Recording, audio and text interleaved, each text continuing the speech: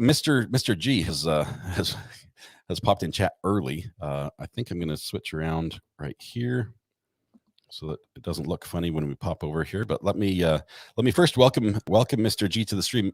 Dr. G, sorry, I called you No, Mr. all good. I'm already nervous. Welcome to the show. Can you hear me and see me all right? Yeah, I can hear you, see you fine. Okay, wonderful. It was a close call this morning, I will say. We scrambled around trying to get all the wires connected to get StreamYard to hear us and not give you an echo. But for those that may not be familiar with Dr. G, I was actually told about you through a couple of my viewers who said you have to check out Dr. G, and he's done this analysis of Letecia, and I went over and I'm like, oh my goodness, this is incredible. And we reached out through the burner phone and talked a little bit, and I invited you on, and you were gracious enough to appear. Can you start just this morning by telling us a little bit about your background and lay the foundation, I guess, for the testimony you're about to give? Yeah, definitely. So I'm so obviously I'm Dr. G. Dr. John Paul Garrison's my name, and I'm a psychologist. So my background is that historically I've done thousands of forensic evaluations. I used to primarily focus on forensics. I do less of that now just because I've got kids and I like to spend more time with them. And when you're involved in forensic psychology, you spend a lot of time driving to and from the courthouse, particularly in the county I live in. It is not close. So I'm taking the choice to step back from that a little bit, but a lot of my background is in that. So I have sort of a weird background. In addition to all that, in addition to the clinical work I do, I also did a counterterrorism program. I've got a very diverse and sort of unusual background. And in terms of my clinical stuff now, I focus on personality disorder. So I'm a personality disorder expert. I'm a certified personality disorder expert. So I treat a lot of folks that other people struggle to treat. So that's what my main focus is right now. All right. And you're practicing, so you're taking some time off here to be with us today. I appreciate that. Oh yeah, happy to do it. Yeah. We're obviously, we've been following the Letecia Stauch case, and we're fascinated by it. We have this, we're true crime addicts, and so we have this love-hate relationship with the facts of the case. We want to hear what's going on. At the same time, this is awful. We have someone who's accused of murdering his stepson. Very, very graphic, very brutal. And we're trying to reconcile all this, and then we're watching the defendant, Letecia, and we have video of her talking. As you did a video previously on her talking to a news reporter, we've got video of her in interrogations while she's both in custody and out of custody, and we have a lot of different behavior that just doesn't seem right. And for you that sort of makes sense to you. What have you gathered from Letecia's behavior through all of this? So I've gathered a lot. A lot of the things that I can do, a lot of what I do is eliminate the suggestions that people have, right? Because I could say, okay, I've got my own ideas about what things are, but oftentimes I'll see theories thrown about, oh, she's got DID, or she was psychotic, or she didn't know right from wrong, all of these things. And as a psychologist and as an evaluator back when I did a lot of forensic evaluations, a lot of it was eliminating things. So is this person psychotic? Do they have this personality disorder, that, and otherwise? So a lot of what I do is I can tell you definitively what she is not. In terms of what she is, there's a lot of possibilities, and I can go into those as well. But I can certainly tell you what it would take for somebody to, for example, know the difference between right and wrong, what it looks like when somebody dissociates, all of these things. So when I sit and watch her, as a personality disorder expert, I'm not saying she has one necessarily, but she checks a lot of boxes. So that's where my mind gravitates towards. And I can explain more about personality disorders if you want. But yeah, let's go back to what she is not. Okay. You mentioned DID. I guess that's the big one. Can we start with the elephant in the room? Does she have DID? Is she exhibiting DID? Okay, so if I was doing an evaluation on her, if somebody had sent and somebody gave me, because sometimes I'll have a 4-inch, like literal 4-inch stack of records to review. Like I will read and summarize all of them. It's a wild deal when you're dealing with a complex case.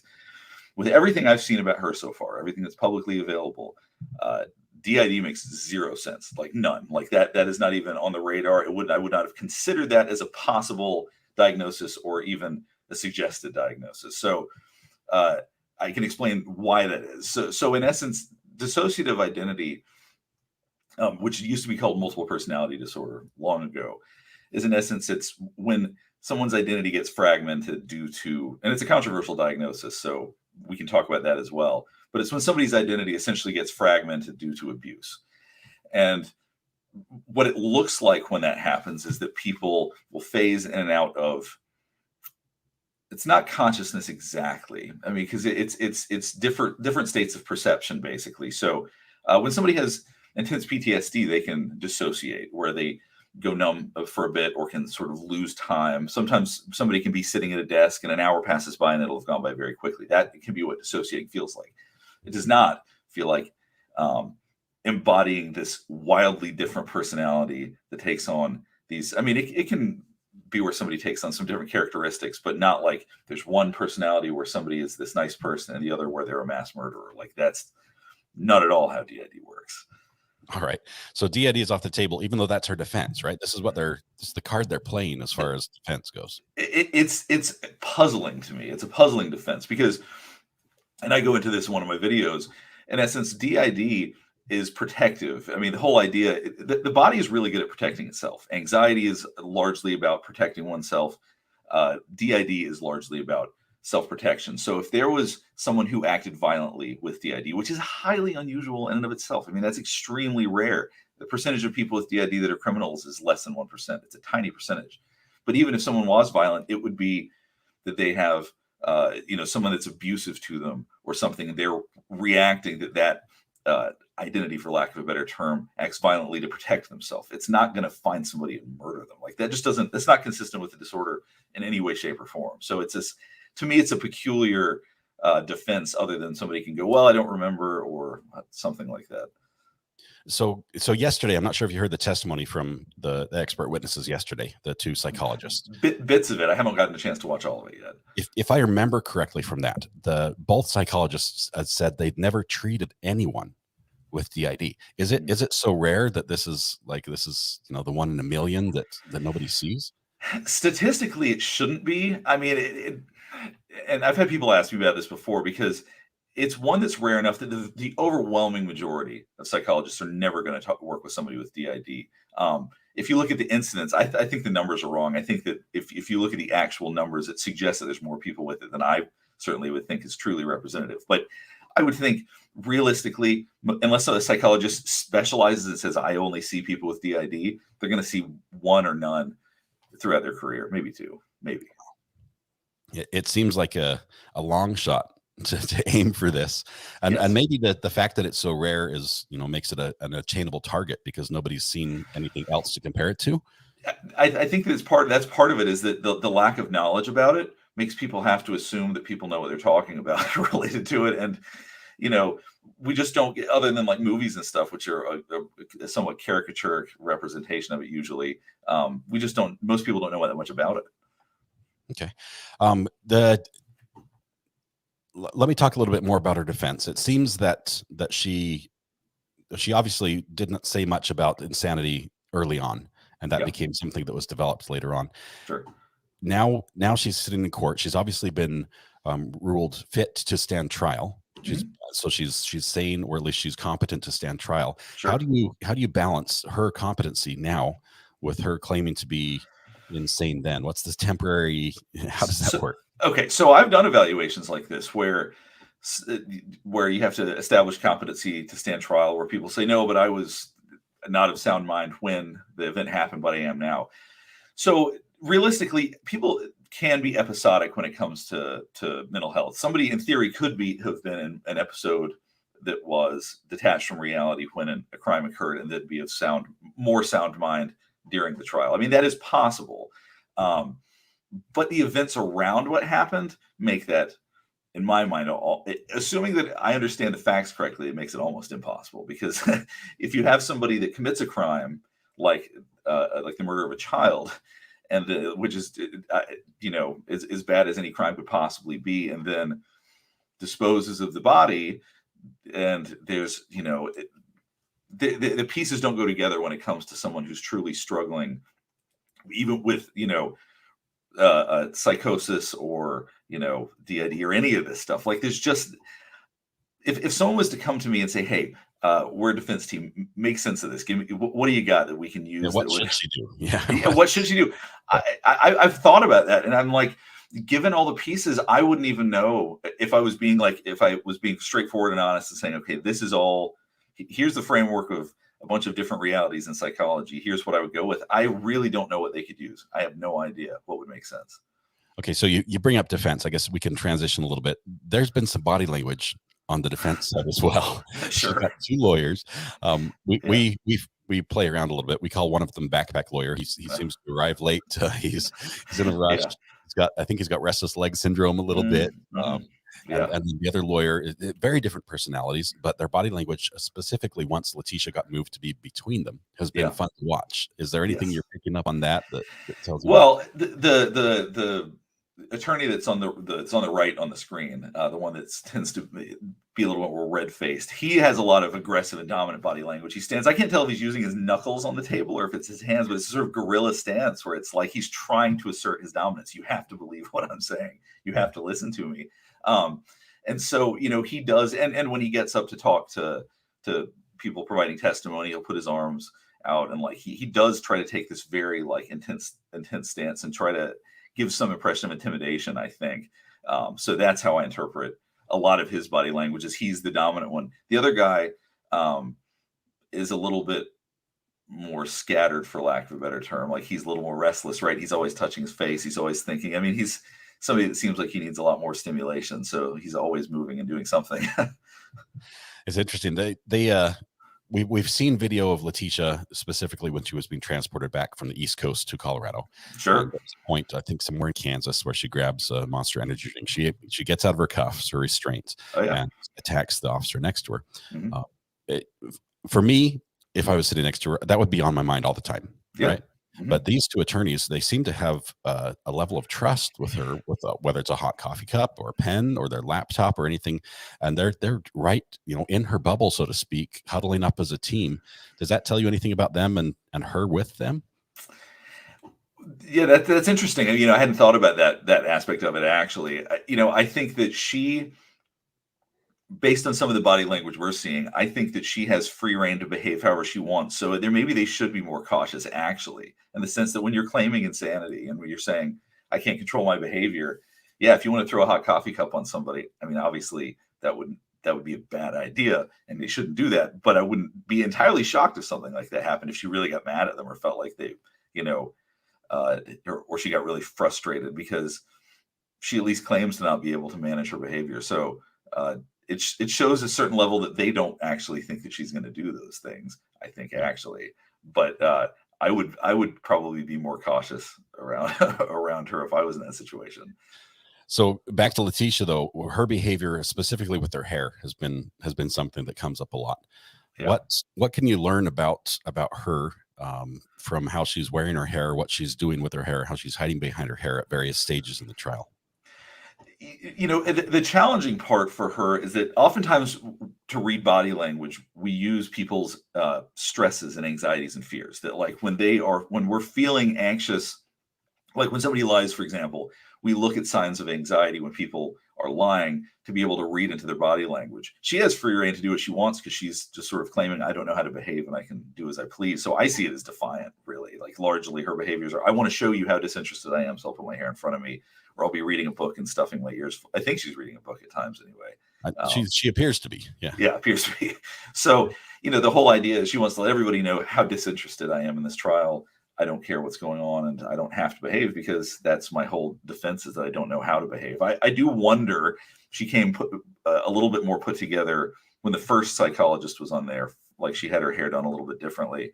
Mm-hmm. I don't know if that's an attempt to seem like she's got different personality or something like that, or if it was just trying to look better. I don't know, but I try not to read too much into it. About that, I'm guessing she's probably read about some of these disorders and is trying to mimic them. What would someone with DID look like in this situation, or what could it look like? Honestly, in this situation, you probably wouldn't even notice it, really. In theory, somebody with DID is going to have different alters or personalities. So, if it was like a legitimate diagnosis, and it really was, some days they might sit a little bit differently. They might look a little bit different. But typically with DID, it's not like days at a time as one or the other. It's like, it might be minutes or hours. So you might just see a different sitting position or a different affect. She yesterday she was talking with on the video we watched with her in jail and restraints. She was talking with the clinical psychologist or the jail. I believe this was Dr. Gamet, the second psychologist, right? And she was explaining her different personalities, and she named them all. She went through the list of little Lucinda and Maria and everybody, and she says, I've created them, and this is the one that was the personality that handles the abuse, and she can tell you everything about that, details, no problem for her. And then this one over here is for this, and this one's violent, and this one is that anything, or is that just her creation? So because I haven't seen this part, was that what she claimed Letecia was saying, or was she saying that that's how she's identifying the psychologist? No, that was Letecia speaking to the psychologist. Okay. Okay. Yeah. No, I mean, like, some people claim that it's like that. Okay. Like, once again, this is why it can be a sort of a controversial diagnosis, is that the cases that we see that seem legitimate, I mean, people can have sort of different identities related to this stuff. It doesn't tend to be quite like that. It's not quite that defined. True dissociation is really just sort of phasing into another state of consciousness. There's really not an awareness of it to that degree. You wouldn't really know your other alters that well without a therapist or somebody describing to you what their different behaviors are, because there's a certain degree of amnesia. You really can't grasp things in that way. So if you have a different personality, you're not going to have very good awareness about it. So you really wouldn't be able to do that realistically. So obviously you haven't seen her, so you can't diagnose her, but sure. it would sound like she's faking. Okay. That's what I put out. All the characters seem to come from the same book, the Twilight book about vampires. Unless there's some profound information that I am not aware of, it is hard not to go there. That is I obviously can't say definitively because I haven't tested her for malingering or anything like that. But anyway, it's a hard defense. I can't make sense of it. So faking that would be the first place I would go. That's the first place. Let me just say before I get to this question, the first place any psychologist will go, somebody comes in and says they have DID, is, okay, you're malingering. Let's eliminate that possibility. That's the first thing anybody would think. It just is, because as a criminal defense, I've definitely seen people claiming they have DID. Maybe there may have been one legitimate case, but it wasn't even criminal. It was just something else. But it's as far as that is a legitimate diagnosis. It's very hard to imagine a criminal coming in and not to be thinking they're faking it. So I don't want to say definitively, but man, it's hard not to. I don't think either one of the psychologists yet has said that she was malingering, but they've said she's really exaggerating the facts and maybe approaching that malingering point, but they haven't gone that far yet. Yeah. Honey had a question, if we can ask that here. It says, please. Mentioned word salad and psychosis. Is that typically seen in a DID patient? No, absolutely not. I mean, psychosis, somebody, I suppose, in theory could have DID and psychosis, but that's not, they are unrelated. Psychosis would be, there are many disorders that deal with psychosis. Word salad can be a symptom of people with psychosis where they just say things that don't make any sense. I haven't heard her do any word salad from any of the recordings we've heard. So she sometimes says weird things, but word salad is really pretty close to gibberish. But yeah, so that should be a different defense than DID. If they're talking psychosis, fine, then we'll go down that path.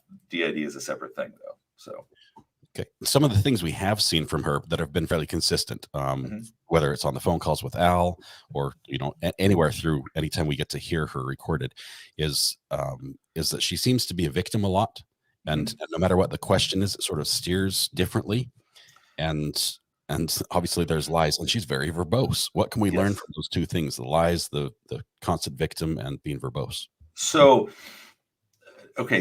one thing I want to point out that will go along with this is, they talked about the MMPI yesterday that she'd taken, and that she had basically had an unusual reporting of symptoms. So in other words, she endorsed stuff that nobody does, which means that which goes to the lying thing. That's when people do that, and it validates the test. It means you can't interpret it, and it just means, okay, well, this person's savvy enough to try to lie and just not do a very good job with it. Because the MMPI it's not really that hard to not endorse. The questions it asks that would imply that you're lying are anybody that's paying attention would not endorse those. So point being is that, somebody that talks a lot, somebody that's got victimhood, somebody that lies with ease. What we're really talking about, and I'll just say generally, if someone was to say somebody has these symptoms, I'd be thinking we're talking about someone who's a psychopath, someone who is more along the personality disorder spectrum, like antisocial personality disorder. Because each personality disorder, and they talked, the little bit that I did watch from yesterday's, I believe they were talking about borderline personality and some other personality issues.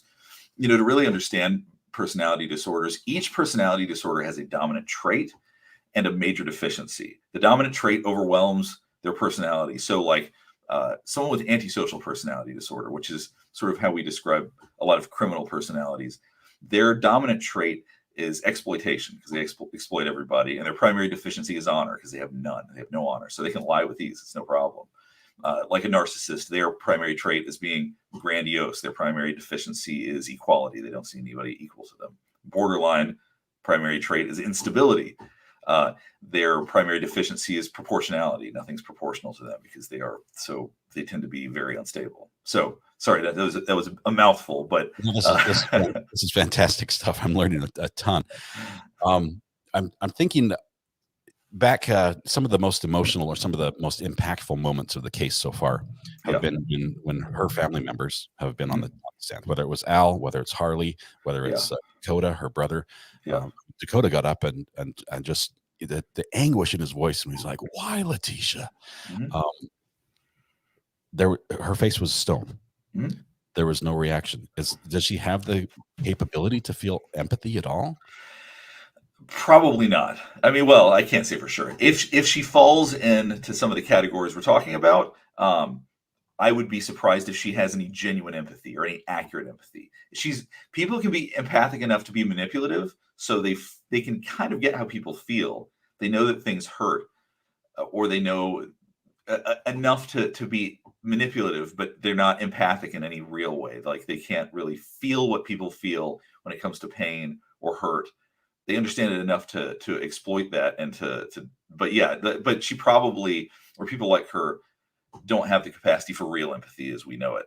They see people, they really do see people as objects in a very real way, and that's something that's very hard for people to understand. Is they may see, for somebody who can commit some of these murders, they may see people as no different than something inanimate. Like, they really don't see them as people. They just see them to get their needs met. That's it. That's all they are, is a tool to get their needs met. And it can be very hard to depersonalize people enough to make sense of that. But that's very much a reality. Man, it's hard to fathom. It's hard to. It is. Yeah. You see, I guess, in your own life, or see somebody who exhibits that. Yeah. Watching Letecia there's this interesting dichotomy. Okay. At one point, almost everything out of her mouth seems to be untrue. Okay. With a little seeds of truth. Sure. Yep. At the other point, I'm trying to think how difficult it must be intellectually to have all these balls in the air, to have all these different stories, she did a lot of planning to try to, explain evidence and shuffling. How do you put those two things together that, on one point she can't tell the truth or anything? It's intelligence and lies. Do they go hand in hand? Well, she hasn't kept her stories super consistent, so I think she's struggled. Last 5 minutes. Yeah, it's I think that the mind of somebody like this, that it has the ability to. It's kind of like, it's more creative than it is intelligent, actually. I think, because it's a matter of, how could I explain? So I've got problem A here. How could I explain it? And their brain just thinks of, well, I can. People like this can lie like they breathe. So as long as they have the creativity to access ideas, then it just goes wherever. I mean, I think some of the things she said have been not bizarre enough to think that she's psychotic, but like the cash baby, really, whatever, like, that was pretty odd. Not really thinking on her feet so well on that one. Yeah, fascinating there. Yesterday, going back to yesterday's with the testimony we heard from her, let me just give you a little background.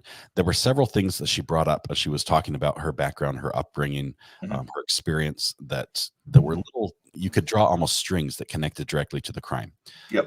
She mentioned a fire growing up. She mentioned an altar that is proficient with firearms. Yeah. She mentioned all these different things. Is that all? Could there be something there mentally for her that might be? I mean, might she be insane and with some other condition other than DID? I'm trying to figure out. So okay, there's many different levels of mental disorder, so to speak. Somebody can have panic disorder and then occasionally have panic attacks, or they can not ever want to leave their house, right? Like there are different degrees, right? So whether she's mentally ill or not, there's nothing to suggest that she doesn't know the difference between right and wrong. And that's the hurdle they need to come over to overcome. So does she have some various mental health problems? Possibly, but nothing that would excuse what happened. And that's where I struggle as far as defense goes. And so yeah, could there be something there? Sure, maybe she has PTSD. I don't know. There could be various things there, but a third of this country has an anxiety disorder. So I'm not, whether or not she has a disorder is somewhat immaterial. She hasn't shown anything that shows that she literally cannot tell the difference between right and wrong. And if you want to see somebody that can't tell the difference between right and wrong, see somebody who's taken a bunch of PCP. That's somebody who really doesn't know the difference. Like they really are out of their minds. So you could, I mean, that it does, that kind of mental state does exist, but there's too many things that make it so that feels impossible to be consistent with what she did.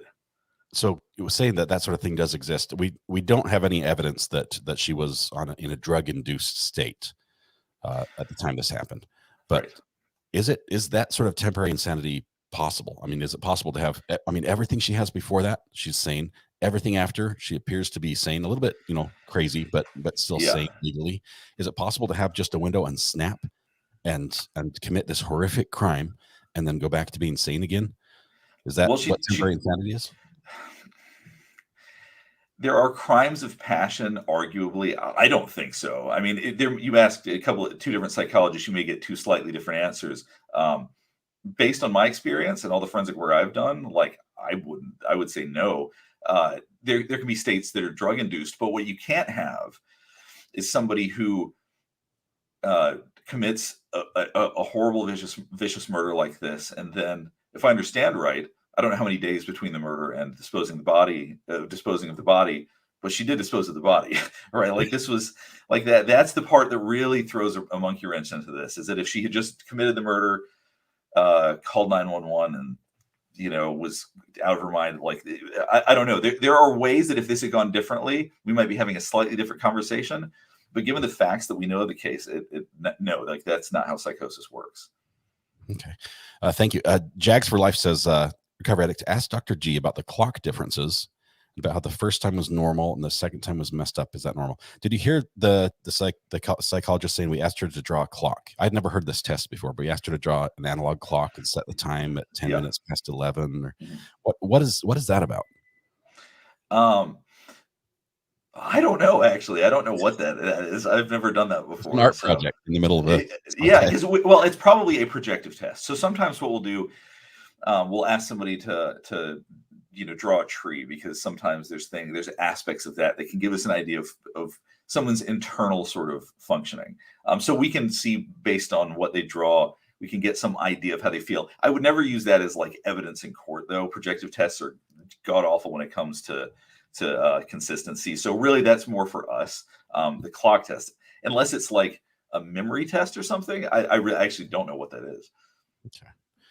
I think from what I heard, it was the first time she drew a clock and it was just fine, and then she was asked to do it again, and then she went all Salvador Dali on the design, and it was completely different. I haven't seen the pictures yet, but those are the kinds of tests I would do for malingering, actually, because there's certain things that are within normal behavior and there's certain things that are not. So there are specific tests, and I'm not saying that is one, but to ask somebody to do something, a task twice, and if they do it differently, to know that even with profound brain injury, you should be able to do this consistently, but yet it's different. That might be notable in that way, but once again, I'm not sure, but that sounds peculiar. That I assume there was some intention behind that is not psychologically sound. It's interesting. They just might want to see her artwork. Yeah. Lisa Dempsey had a question that said, let me see if I can put it up on screen here. Can someone, I'm not sure how to make it show. I can put it on my side. maybe. She says, can someone with manic depression see things that aren't there when they are manic? If they are manic enough, yeah. I mean, so manic depression. We now call it bipolar 1 and bipolar 2. Bipolar 2 is the less severe one. Bipolar 1 is the more severe one. Bipolar 1 can get quite severe. So yeah, people can have some degree of psychosis with bipolar 1. So it is possible that people can experience hallucinations when they are having a very serious manic episode. That's possible. Okay. Another question from this is Megan who brought this up, and I'm sort of going to spin off this a little bit. She says people throw the term narcissist around like candy. I believe her behavior is truly narcissistic. The way she uses everyone for her benefit. When it comes to narcissism, it seems like everyone knows a narcissist. Sure. But now even the professionals we're hearing from doesn't know anyone with DID. Are we using this narcissist term anytime we think somebody did us wrong, or are we over prescribing that? Probably not, actually. I think a lot of the time people don't identify narcissists enough. I know that we use it casually because, right, that person's being a narcissist, but they're not that uncommon. Narcissists are, I think, statistically, we think they're probably about 1 to 2% of the population. So, like, narcissists for sure. Like, statistically, we all do. So,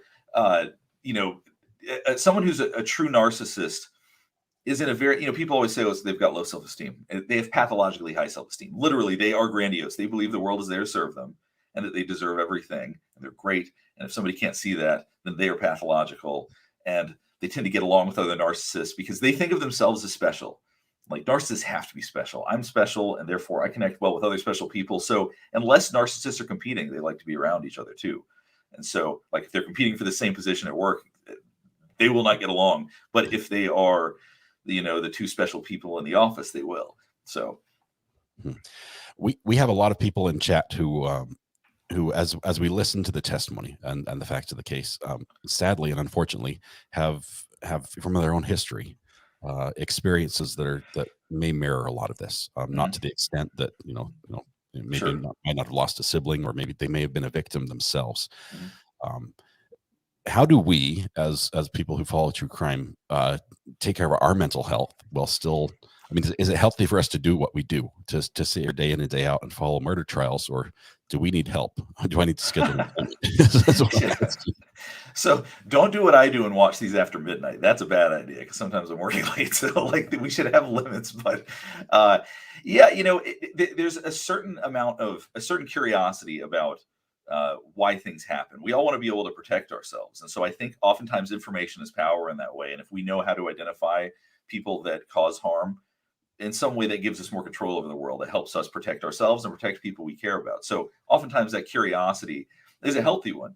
I think, looking at, there's a limit, right? Like, don't spend time looking at crime scene photographs and things. That is going to desensitize you too much. I don't think that's healthy. I've worked with enough law enforcement to know that that does take its toll. There are certain things that you can see and hear too much of that, that can be excessive. But generally speaking, yeah, you want to do this day in and day out. I think it can be perfectly healthy as long as you have boundaries around it. Go, hey, you know what? Maybe I'm going to take the night off from true crime here and there. But So right now, I'm not sure if you're following Lori Vallow's case up in Idaho. Oh yeah, other horrific parents are killing children. Basically, is the allegations. Yeah. The crime scene photos, autopsy photos, as they're opening many separate bags with evidence of and it's awful. They've obviously shielded that from the public. Yeah. From a jury's perspective, what should a juror who is just doing their civic duty, right? No juror signs up as like, hey, I want to sign you up. Right. Yeah. What should a juror do after this? This is heavy stuff. Do they call someone? So I just need to talk. Yes. Go seriously talk to a therapist, because you can develop PTSD from that kind of thing. And I'm not kidding. PTSD oftentimes we have a genetic vulnerability for it. You put two people in the same situation. Sometimes background matters, but sometimes it's just that, two soldiers are in the same war. One has PTSD, the other doesn't. They've had the exact same experience. We assume that there is a genetic vulnerability for that. But the ways that we can protect ourselves against it is that when somebody experiences a trauma, like seeing some of these photos, truly that can be traumatic, intrusive, all of those things. The sooner you can talk to somebody about it, the better. It's hard for someone who's on a jury, right? Because you're not supposed to talk about these things. So hopefully you can at least find a professional that you can talk with about these, and or even, you know, if you don't want to see a professional, if you have you know, a spouse, a friend, somebody who can listen and help you process, like, yeah, I saw some stuff today and I just need to unload it. Because the worst thing we can do is to hold things in and not talk about them. The research shows the sooner we talk about trauma, the more likely you are to not develop PTSD. So if what we see from crises like, you know, earthquakes, fires, things like that, is the people who afterwards debrief, talk to people, they are far less likely to develop it than people who just are like, I can't talk about this stuff and don't talk to anyone. So talk to somebody. It sounds like the judge's instructions to the jury are the worst possible thing you could do. For the mental health, unfortunately, yeah. I mean, you know, I hate that, but it's tough. But yeah, you're right. I mean, that is crazy. All right, we have quite a few people in chat. I want to take a couple questions if I can. I do apologize. This is my first live stream using StreamYard and having it work. okay. I love the program. Normally I use hardware. And I will say, I appear a little foggy. I don't know why that is, or at least on my screen I am. Maybe that's just probably me. on my end. I apologize. Yeah. No, I don't care. Yeah, it's all good. Your videos look great. Speaking of videos, you have your own YouTube channel. Can you tell us a little bit about what you do on that channel? Yeah, so my channel is Dr. G Explains. Basically, lately at least I've been watching almost entirely true crime, do body language analysis, talk about the psychology of different people, like, you know, Lori Daybell, obviously Letecia Stauch, a bunch of other people. I also do some videos on personality disorders to help people better understand narcissism, antisocial, borderline, all of those kinds of things, how to deal with people and relationships with those kinds of issues. But for the most part, I'm doing true crime and reviewing body language and the psychology of various people. All right, we have got a link to your page on the About Me section. I'd highly recommend everyone to go over and subscribe. I loved it. I watched this and it was spot on. Thank you. Watched the first video that sold me on your channel was your breakdown of Letecia when she's talking to the reporter, and you're doing body language analysis of someone who's not even facing you, and you're I mean, it's like the hardest possible test. You can't even see their face, and you're drawing out things like that makes sense. What she's doing makes sense, and a lot of body language is like that. You know, I'm not an expert in body language at all, but I can tell when something's not right. Sure. Or I can tell when somebody isn't comfortable in a situation. But you've been able to break it down and say, this is exactly the moment. This is what's happening and why. Fascinating and highly recommended. Thank you. Let's see if we have any questions from chat. If you see any go by, I don't know if you have the ability to click on them. Yeah, I can see them. I can't click on them though, as far as I know, but I can see them. Okay. If you see anyone that you'd like to answer, that would be great. I'm still learning the StreamYard side of it. Let's see. So somebody asked, I get this question a lot. What do I think of the behavior panel? You know, aside from the fact that I hear people mention them a lot, I haven't watched a lot of them. I clicked on one of their videos. So here's one of the reasons I do the videos the way I do. I have a fairly short attention span. So like, the behavior panel, the way they do things, it didn't really resonate with me. So I haven't watched a lot of them yet, but at some point I will do a lot more about them and maybe do a video on them just to see if I can make them angry. Behavior panel. I haven't watched them either, but at the same time, from a true crime fan perspective, we love to find out what it means when somebody's doing something, and honestly, just watching the show to see the actions, we want somebody to explain it to us. You have a gold mine of people who are just dying to find out what is happening and what's happening in court. So I think your channel is going to be massive. It already is huge, but it's going to just explode as you go more into these cases. And I think that we have an overlap in subscribers, from what I can tell. It does seem that we have a lot of similar viewers, and I think we're on a very similar trajectory, actually. So that's great. I will say that this.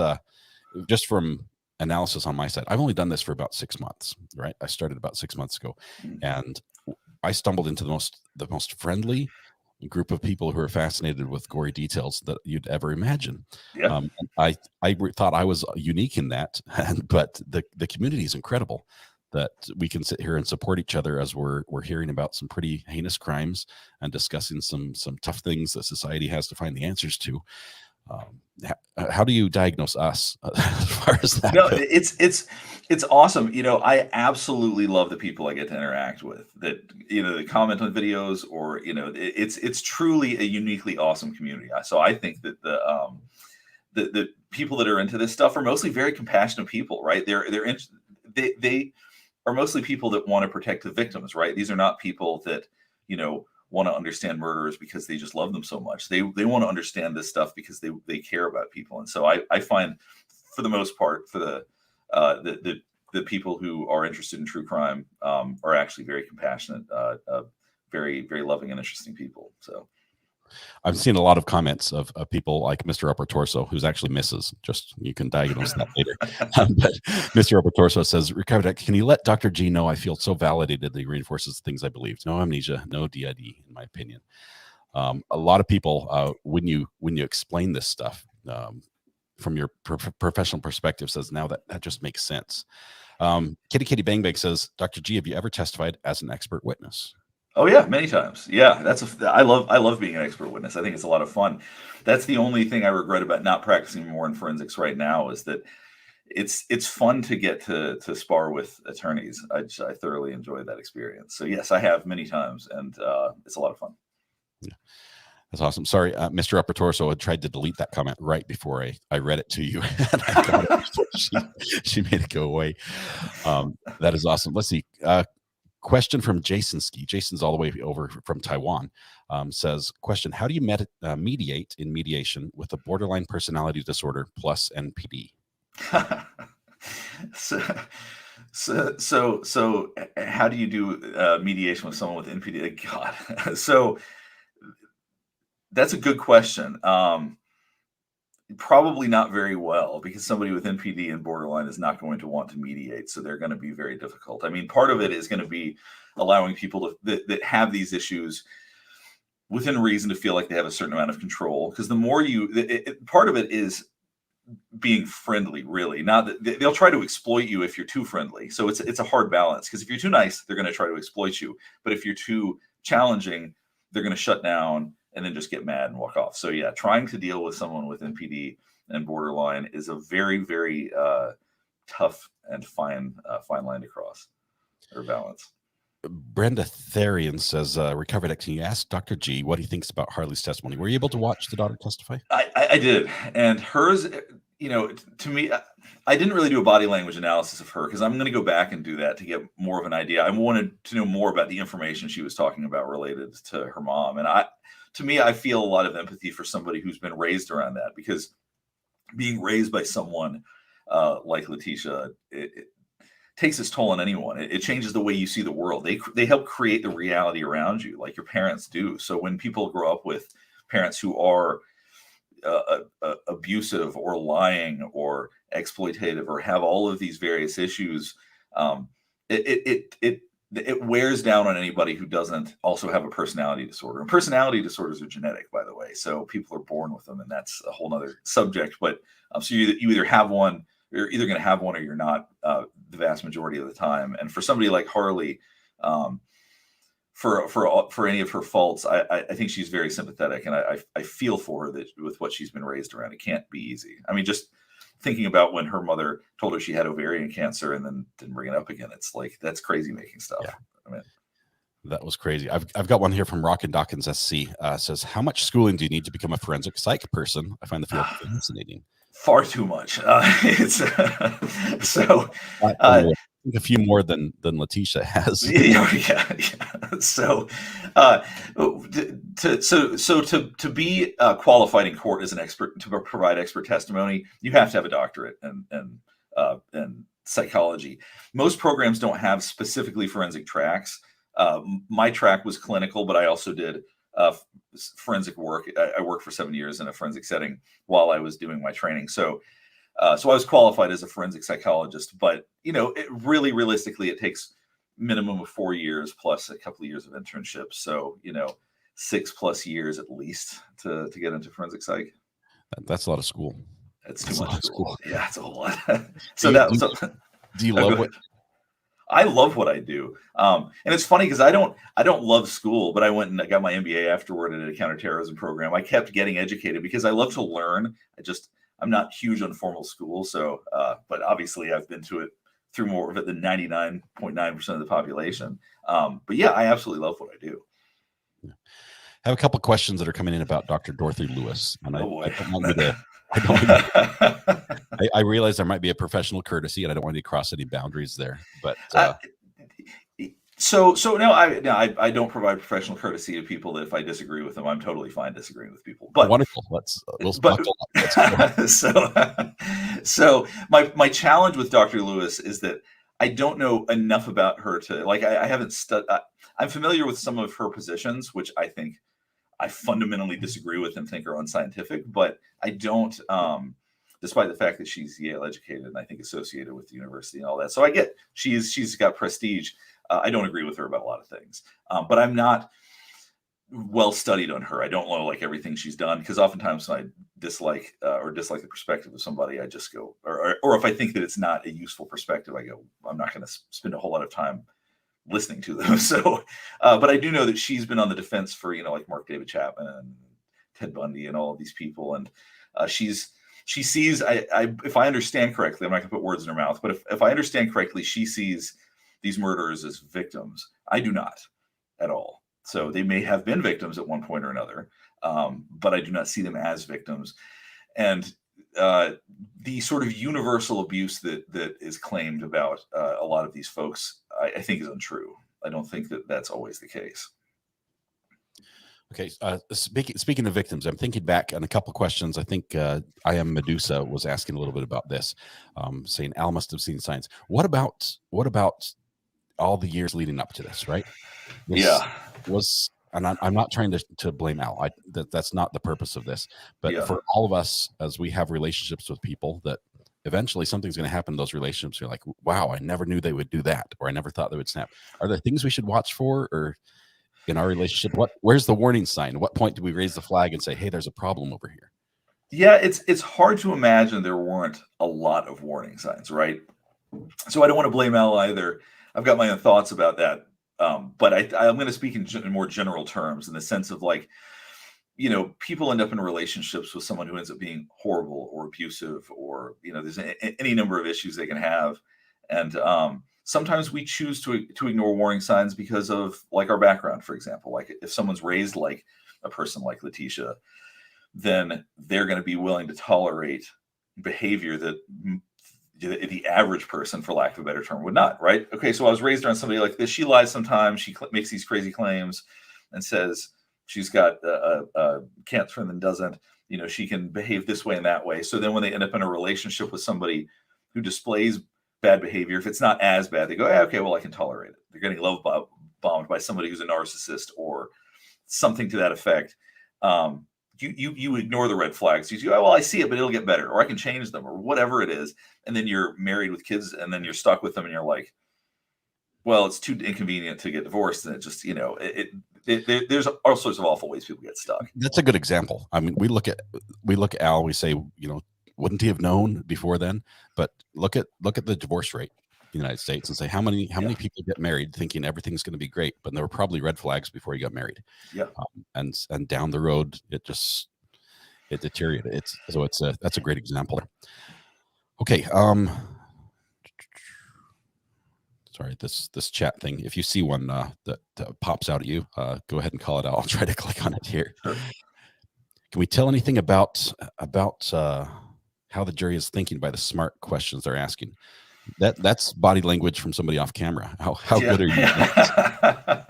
I think what we can tell is that they are thinking critically, and from the questions I'm hearing, they're not just taking everything in. They want answers to this. I think that they really are doing this with a critical eye based on what we're hearing. So I think the jury so far is doing a good job. Hopefully all of them are, and it's not just a couple of people that are really with it. I hope it's all of them. If they're all written by the same hand, all the questions don't have a problem. But, right. Yeah, exactly. They have been some amazing. I love Colorado's format. I love that they allow the jury to ask questions because many states don't. Absolutely. I think it's very cool. But that's fascinating. Okay. We talked a little bit about this. They said, what about backpack attorney and his body language? He does seem to want to, like, there's somewhere else he wants to be. That's what that's like when I read him. I think that's a fair assessment. I think that, he I don't know if he's bored or, I'm not going to suggest that he's feeling any certain way other than I think I see the same body language that you guys do. Here's one from Nursey Dog Mom. It says, what about the fake polygraph? Very manipulative. Yeah, we saw some body language around that from her, actually, if I remember right. Like that, Letecia actually had some reaction when they were talking about some of the fake polygraph stuff. I don't recall specifically. Yeah. I had glanced over some yesterday because I'm going to probably do one last video on her before this all wraps up, and so that was something I was reviewing. But yeah, I mean, we've seen that she has no shortage of the ability and desire to manipulate. I mean, I don't see how anybody could deny that. Uh, Yeah. so yeah, there was nothing shocks me about fake polygraphs or any of this other stuff. In any and all means to get what she wants. I mean, I still think, as I said on one of my videos, I believe the likely motive, at least this is my guess. I'm not insisting this is the way it is, but I think that the likely motive is that she wanted to cement her identity of being a victim. That's the savageness of the crime was due to, if you don't see somebody as a person and you want everybody to feel that you're the stepmom of this child who was savagely murdered in this way. To her, there may not have been a difference between committing a murder and doing it in a really awful way. That's more sympathy she could garner because of how savage it was. Here's one. I got one more from Ella Cole, and I realize you have to go at any time. Let me know. Raise the flag, and we'll excuse you. You tell me when you're done. I'm good. I'll just keep going. Well, I'm going to what, Thursday? Next Thursday. Yeah. Dr. G's opinion on my retrospective jealousy theory. Obviously, it's on this is a different one. This obviously on a scale, but also considered an extremely dangerous disorder, as can lead to the likes of this case. The connection between Gannon and his mom. That's beyond me. So can you pick something out of the retrospective jealousy theory? I actually am not. I don't know the retrospective jealousy theory. Sorry, I'm not sure what that is. So in other words, that she's jealous of Gannon, I would assume. Is that the idea, that she's jealous of Gannon, so she killed him because she wanted all of Al's attention or something jealous like that? Jealous of Al's relationship with Gannon. I don't think the gain from that would be good enough for her. In other words, if she can cement her, and once again, I'm not insisting that my perspective is right, but this is why I formulated things this way. I think if she can, if she committed a murder to cement herself as a victim, that checks all the bells and whistles of what she wants. If she murdered him just to get Al's attention, I don't know if that's really would get all of Al's attention the way that she would want it to. I'm not sure that she would think that. To me, that it's hard for me to make for that to be consistent with how I see her behavior. I could be totally wrong. Maybe that's exactly what it is. I think if it was just to get his attention, she would probably do more just to harm him while he was alive and would be more abusive in a sense rather than commit murder. But yeah, that for some reason that just doesn't feel as consistent to me with how I see her behavior, but it's possible. The victim seems more logical. So tell me this. We had a question. I missed it here, or I put it on the screen. But somebody was saying, with all you have to deal with, how do you depressurize from handling all that you have to hear? Yeah, I spend a lot of time with my kids. That's a lot of what it is. Is like I try to enjoy life as much as possible. So when I've had a day where I can remember when I went and here's my body language. I'm rubbing my forehead when I'm talking about this. I went and evaluated somebody who had committed a really heinous murder, and they wanted to say that they weren't competent to stand trial. So I had to hear all these awful details. And that there were a couple of nights of rough sleep after that one. That was a tough one. But typically, in whatever way I can, I'll just try to do things that remind me of how much I enjoy life, rather than focusing on the more intrusive things. And I also do a lot of deep breathing and try to do self-care. So I try to make sure I as I referenced earlier, sometimes I really do work until 1 a.m. because I'm just a late night kind of guy, but I try not to do too much of this stuff after midnight. So in these cases, have you had a lot of experience with cases like this? Sure. There are a couple different scenarios as far as outcomes. In Colorado, the state has to prove both her mental state, that she wasn't insane at the time of the crime, as well as the elements of the case.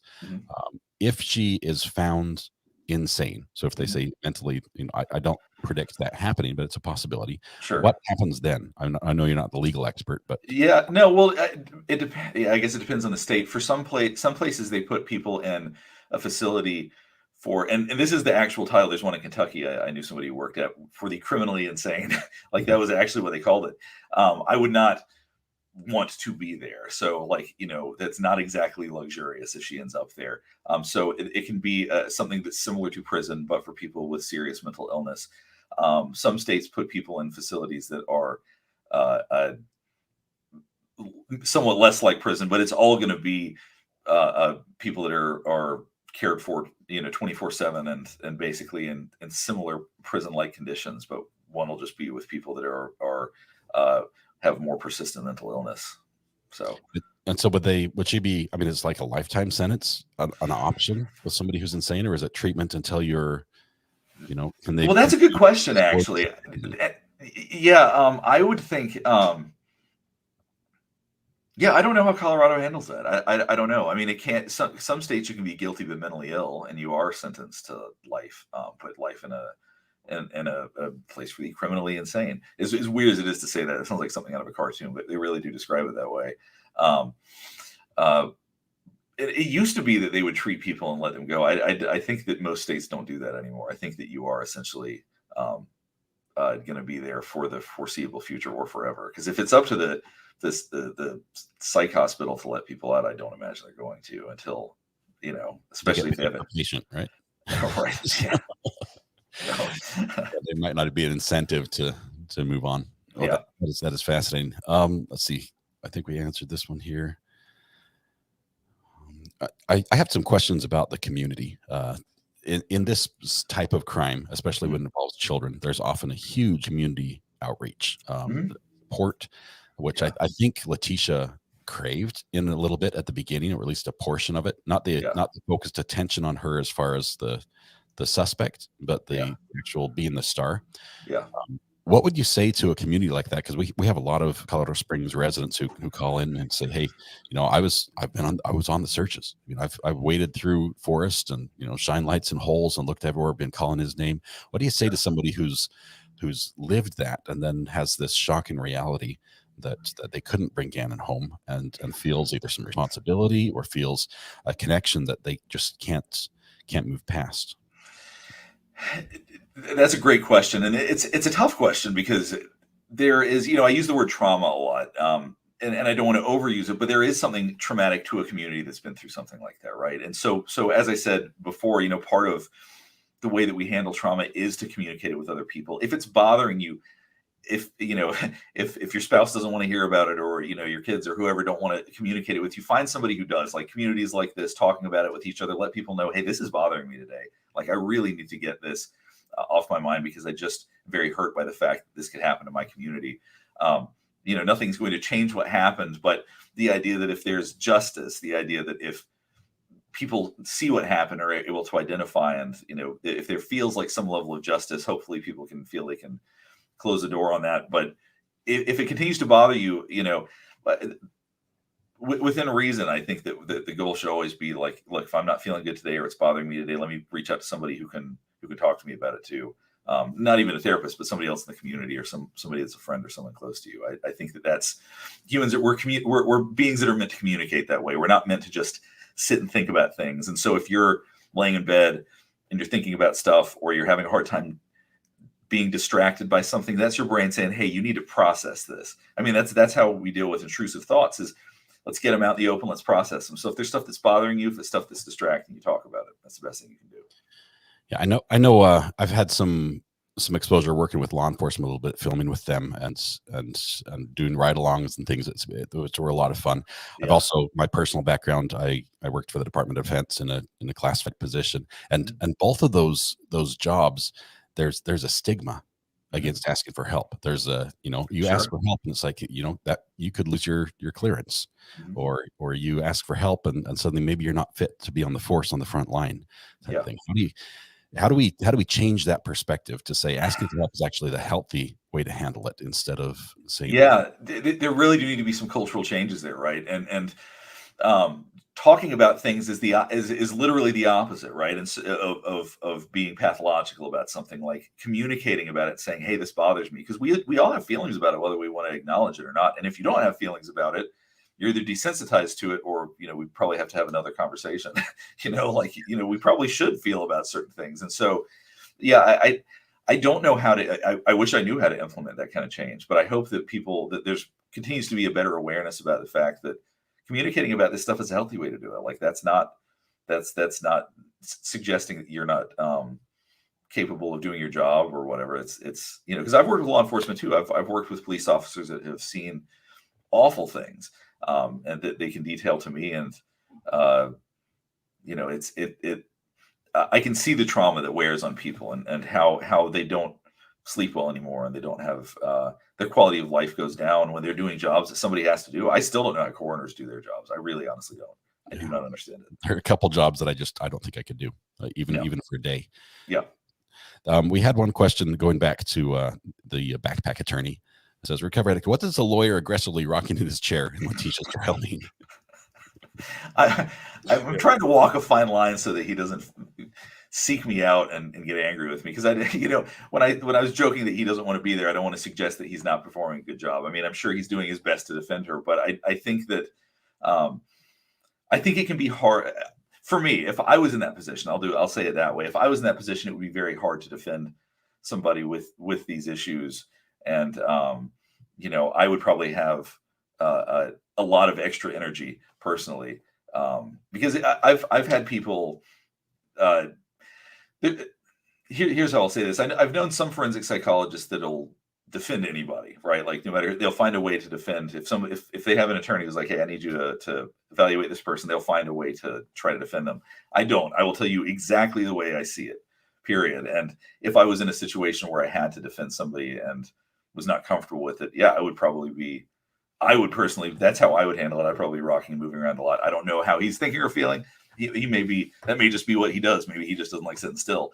But yeah, I noticed that too. Well, this has been awesome, Dr. G. Thank you so much for coming on. I'm super impressed with your work. I'm going to go over and watch.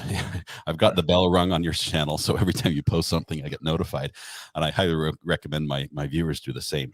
I appreciate you taking time out today to come and talk to us. I think this is an important issue, not just for this case, but for us ourselves, as we, as mental health, I think should be more formal. I can't even find the word. The foremost of our mind. Yeah, sure. It's something we talk about, and be okay with talking about, because I think, as you've said, talking about helps. So is there anything else you wanted to say or shout out before we leave? Any shout outs to people watching on your side? Well, no, I wanted to say I really appreciate you having me on. Like I love doing stuff like this. I love helping people understand these things better, because I know that I've got a lot of information about the way that, the various psychology of people and how things work. So I'm always happy to share that with anybody anytime they want more. And I would say that for people that watch my channel, keep telling me who you want to see more of. Like, that's what I want to know. What do you want to see? I'll create whatever content people will watch, because I'm interested in all of it. So awesome. Yeah, and you do read the comments. Yeah, I really do. Yeah. So that is a great way to reach out, is to comment on the current videos. Thank you so much, Dr. G. You have my respect. I know you're an expert witness. Send me your bill. What's your hourly rate? I'm not sure if I can afford it, but I would like to send you one of our Recovery Addict mugs, though. So if you can text me like a PO box or something. Oh, that'd be awesome. Yeah, definitely. We'll get you one of these true crime. That'd be beautiful. Yeah. So no, but anytime you have questions, let me know. I'd be happy to come on anytime. So. Yeah, I apologize. I have to say there were about 500 questions that I missed, and it's because I cannot figure out StreamYard. It updates and all the questions are gone. And I will say, people are pointing out, somebody saying they have ADHD. One thing I will say, and there's no secret, I have ADHD, so I'm a pretty fidgety guy. That I can get into that another time, but it's just, I think there's various people in our community that also have ADHD. So that is awesome. I know. I would love to have you on again as we progress through trials. We obviously have similar interests in people, maybe from a different perspective, but that would be wonderful. Dr. Anytime. Thank you so much. You bet. I appreciate it. Thanks. I'll see you. Bye-bye. Dr. G is incredible. Oh my goodness. We could have talked for hours. I could have talked for hours. I apologize. There are so many questions that are going by, and I'm still shaking just a little bit. I'm so nervous, honestly. Dr. G required on every case, covers from here forward. He's covering a lot of the same cases. I imagine we're going to see him probably do something on BK. We're going to see, obviously, he's done something on Letecia. I think he's talked about Lori as well. His videos trend to track the same videos, the same channels that we watch, the same cases that we watch. So that is super exciting. I apologize. I know there were some people who asked some incredibly great questions, including my wife, whose question I did not ask either. Please know I am very, very sorry. I was trying to do everything at once and not very good at it. I'm going to need to get some help. I look forward to possibly doing this again. He has $1,500 a minute. I cannot afford him. Well, hopefully he'll reach out with his address. We'll get him a mug as well, just to get that going. But see, $10,000 plus expenses. That's a standard rate, KB, for freedom. That's a standard rate. Let's see. Mighty Heidi, I'm sorry, I did not see your question. It was not your fault. It was my fault. I will find a better way to do this. Possibly getting questions ahead of time and having them written down that way would probably be good. But I will do better on the next one. I promise. This is the first time I've had a guest on with questions that an expert guest in that realm. Let's see. Thank you, One Man's View, for the super chat, the super sticker. I appreciate that so much. Thank you. Let's see. Let me scroll down to get caught up here. Christy Aiken says, Recovery Addict, you did wonderfully. Your intention is to inform and have the best knowledge presented. Breathe. It's a breathing out. I'm like full of air. I'm like, and then I feel like I'm just just to catch up. Let's see. Maybe next time ask questions ahead of time. I'll do that, Valerie. I think that is a great idea. Several of you have some incredible questions. I tried to on some of you, I saw repeating or different variations of the question. So I tried to sort of form it into my own version that would include all of your questions. And I did a miserable job at that. So I'm sorry about that, but great job. Let's see. Shout out to South Africans who are in this platform. We're celebrating Freedom Day today. Yolissa, happy Freedom Day today. Good to have you here. We know you can't see 15,000 comments all at once. The problem is I'm not sure if I can show you this. Let's see. So Stream Deck is a little different. I'm watching myself in a big picture where normally I have all sorts of data about the stream, and the chat scrolls over here, and it's very limited. It's condensed, so it moves very quickly. I need to figure out how to possibly have some people on here, maybe even a mod on here that is off camera, but can suggest questions and prep them for me, so we don't miss stuff like that. I'll work on that. I saw this news, Jerry Lynn. Jerry Springer died. Several people are saying that. I haven't read that from the source, but obviously, guys, it seems to be true that Jerry Springer is no longer with us. Whether you liked his show or not, he definitely filled a unique role in pop culture and in daytime television, and maybe nighttime television as well, depending on what you watch. But that was cool. It's not cool, but that's sorry. I was reading this comment where it said cool. It's not cool that Jerry Springer died. That's not what I was trying to say. Please don't take that out of context. I asked you earlier, totally cool, I understand, but did you and Mrs. R.A. remodel that kitchen, or did it look like that when you moved in? We remodeled it. When I moved in, it was a 1950s showroom featuring General Electric cabinets and appliances, matching. Metal cabinets, metal appliances, all the same colors of green and yellow. The refrigerator hung on the wall like a picture. It was at eye level. All the appliances, as far as the stove, the dishwasher, the sink, cabinets, the Lazy Susan, were part of one huge, like 12-foot long stainless steel topped kitchen center from 1950. It was incredibly awful, and luckily my son caused a flood, and it required us to be out without a kitchen for about 3 months while we remodeled. Okay, Patty says, I'm amazed you don't have 50,000 subscribers. I've sent dozens of people to your channel. Thank you, Patty. It's wonderful that you're here, and thanks for sending friends as well. Dr. G has an excellent video on his channel of Sarah Boone interrogation. Check it out. Yes, Sarah Boone's another one. That trial is coming up in July. July 24th, I think, is the date for the jury trial to begin. We'll have one more hearing before then, but I think that's just going to be, hey, we're going ahead. I don't think it's going to push again. I think the judge wants this to happen, as does Sarah Boone. Okay. You asked us to take the questions to the burner on Monday, so don't apologize. You did wonderful. I did, but then I didn't follow the questions very well from the burner phone, Aaron. So I let you guys down. I do apologize for that. Sounds amazing for a kitchen, Valerie. It is, but just know that Mrs. R.A., the one thing she wanted when we bought a new house was a nice kitchen. And I bought her a house with the worst kitchen imaginable.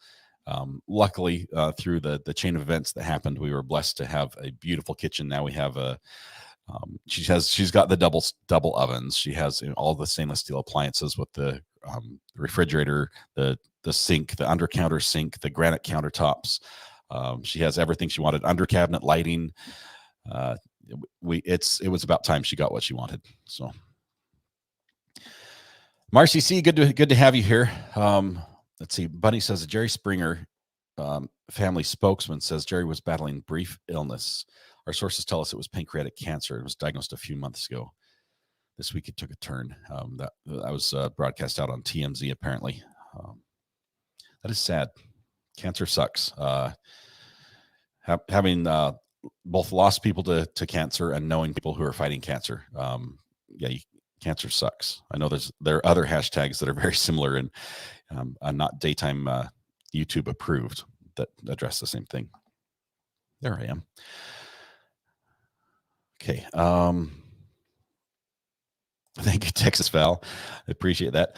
Jenon Price says it's my birthday today. It's your birthday as well. We'll have this going in the background. We sang earlier to Let It Be Summer, who's also you share a birthday with. But wonderful. Thank you very much, Jenon, for being here. Happy birthday. Let's see. Megan, my problem is I think I got 3 of the questions. I should have done a little bit better than that. And I felt like I was bouncing all over the place. I will do better. I'm happy. I'm happy with that. I'm happy that we got what we got this morning. Dr. G was incredible. Absolutely incredible. That's a version of what I was thinking of, Ryan. Thank you for that. Oh man, Tower Hill Girl. I am sorry. I'm sorry. An unmotivated Susan, not a lazy Susan, says Meanie Banana. The lazy Susan, for those that don't know, that's what I call the cabinet with a circle of trays that you can spin. You put stuff in and you can rotate it, and it will, you've got like a little carousel inside there with all your dishes and things on it. Jags for Life James says, Recovery Addict, most of the questions you asked is what we wanted to know, so don't beat yourself up. Great job. And luckily, he says he wants to do it again. So we will have another chance to redeem ourselves. Did they ever play the phone call they talked about in court? Shelly, which phone call? We have a couple of videos, I think, that we're still waiting to see that they've teased us with and said we'll be able to watch. Not sure if they played the phone call. AJ closes. An addict gets its wings, face blowing a kiss, 2 hearts, red heart waving hand with light skin tone, lotion bottle, looking forward to listening today and adding the occasional dad joke. AJ, sorry I cut off part of that. I got it in time for the lotion bottle emoji, which is always a constant. Thank you for your support, AJ. Hope your new job's going well and you're on the mend as far as your injury goes. Please take a sip of water, goodness. Thank you, Ryan. Alex stole it as well. I haven't even poured water yet this morning. I'm glad that Dr. G didn't see this, or he diagnosed me with some sort of condition that I have to do this on mic.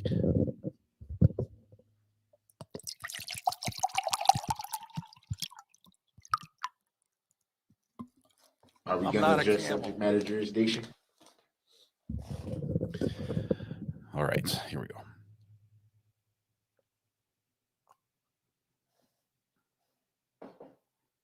Thank you for the Ryan for the reminder. Kathy Proser, you did a fantastic job, and especially since this was your first and not even been doing this very long. You're great and have a big and growing audience. We love you. Thank you, Kathy. Thank you so much. That was absolutely thrilling for me. That was thrilling. I love it. He is fantastic. I do want to schedule an appointment for myself though. He sounds like I have more questions. I just want to talk to him. Let's get Mrs. RA back on. I think she is making rolls right now. So she's going to be like covered in flour and, have flour in her hair and everything else. Not like the like pick a flour, but like powdered flour. You know what I mean? Can we have an ASMR water soundbite, please? You get one every day, Lost Souls. You get one every single day. I missed the end of trial yesterday. Is Letecia supposed to take the stand? Always late. I love your name and you missed trial. That's funny. The judge has talked to Letecia and said, we're going to have this conversation about you testifying, and it's going to be your decision. And so he's prefaced it. Basically, it's the entire conversation he's going to have with her later, but he sort of gave her a heads up so she can be thinking about it, because it is her decision to make. Her lawyers can't make the decision for her, but she should consult her lawyers before making a decision. And that's coming up probably on Monday. I'm thinking it's going to be most likely towards the end of the case as like the last witness, but not sure. Vicky Corner says, RA, did not realize you've only been doing this for 6 months. You've accomplished so much with RA. I'm a lifetime subscriber. Vicky, thank you. Thank you so much. I'd love to have you here. I appreciate your support. We should add Dr. G to channel fans. I will do that. I'll add him to the channel, because he has so much information that, honestly, in every single case that we've followed, we've had questions that I can't answer that he could. And oftentimes he does on his videos, if you look back through his videos. So I will definitely add him that way. 2K here, there's no way Recovery Addict could have asked even a third of the questions. I was just buried, Debbie. That was the only problem. I was between my chat that I normally use and this new chat, which performs differently. I mean, so I have one chat up here, but I could also, let me see if I can show you. So if I put Miss Chris up there and then Miss Chris up here, those are the two images. Let's see, are you seeing? I don't even know which one you're seeing. This is the weirdest thing. Are you seeing them both? You see that one, but not this one. I could see it. I don't even know what you guys are seeing. I'm not sure if you saw any of the questions on the screen. We're seeing both. Okay, good to know. My program out feed, because of the way it runs, I'm seeing a preview before it has the comments on it. So we'll have to fix that. Looks like we have somebody on the phone here. Just one second. Hello, Amber. How are you doing? Good morning. How are you doing? Are your nerves settled yet? I'm giddy right now. Honestly, I really am. I was so nervous that he was going to look at me. He's like, "Oh, I could diagnose you right now. Look at, look at what you're doing." It's like you're scratching your head. You're chewing on your pen. Everything I'm doing. Like he's seeing this. He's seeing this. He's making a note. Like, "Yep, check that box as well."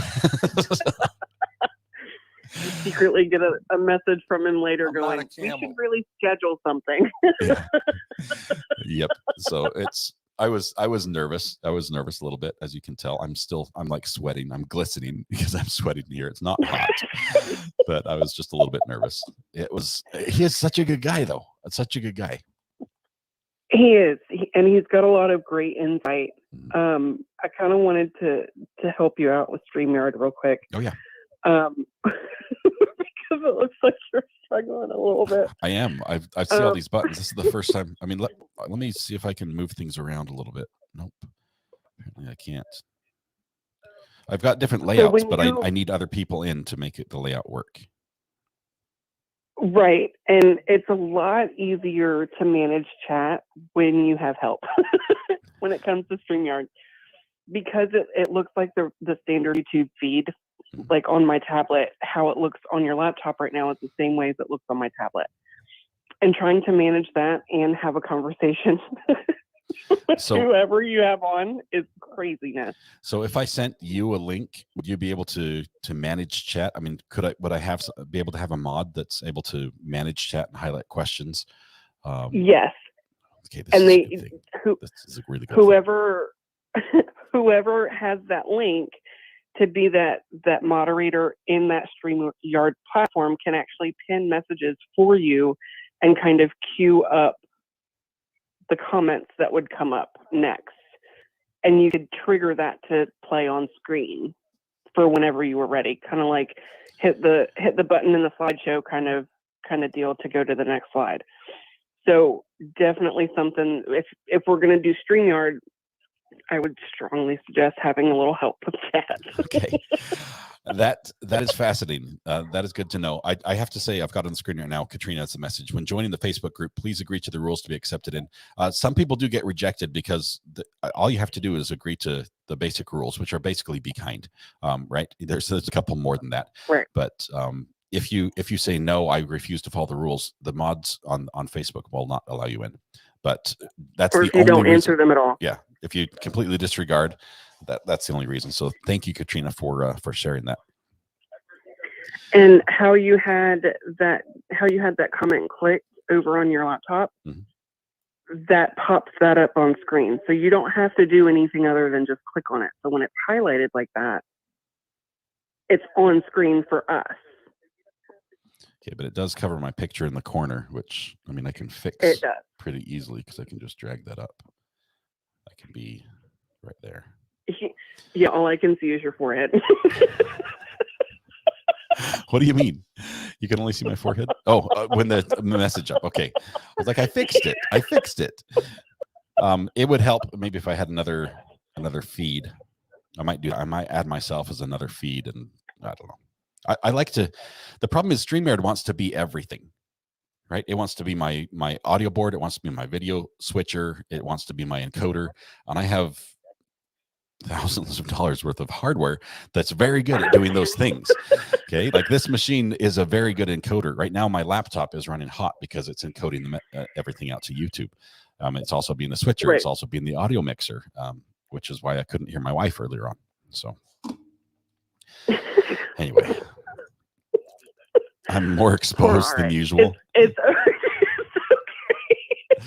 I'm overexposed as far as, I think you're talking about the image. I can actually fix that here. Oh, not that one. We found a technological vulnerability for you. This is the sort of thing I like to fix. I like to work on. Obviously, when we're doing trials, when we have a live stream from court, I like to take hard life, eh? Yes. I like to take whatever feed I have and make it the best possible, right? I want to improve the image. Right. I want to zoom in. I want to get the audio to get rid of any loud bangs and be listenable and crank it up if we need to. So I see these challenges as an opportunity to tweak it and make it better. So, and well, maybe what I see Strawberry Queen say something about my giggle. Yes, we have a soundbite of my laugh because so many people get so much joy from my laughing. It's just turned off right now for the Letecia trial. I don't know if Scott turned it back on for today. It's still off right now. Yeah. I was going to say something and I told. Oh, you were going to welcome Tom Farrell to the gallery is what you were going to do. Tom, right. Thank you so much for being a new member. Appreciate it. Amber is on the phone right now. She's one of our great mods, great document hound as well. Also has superpowers over on the Discord page as well. So just wonderful that way.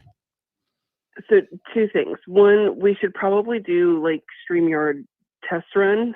So you can kind of play with what you can manage with the switch, because I know you can turn certain things off within StreamYard to do for you.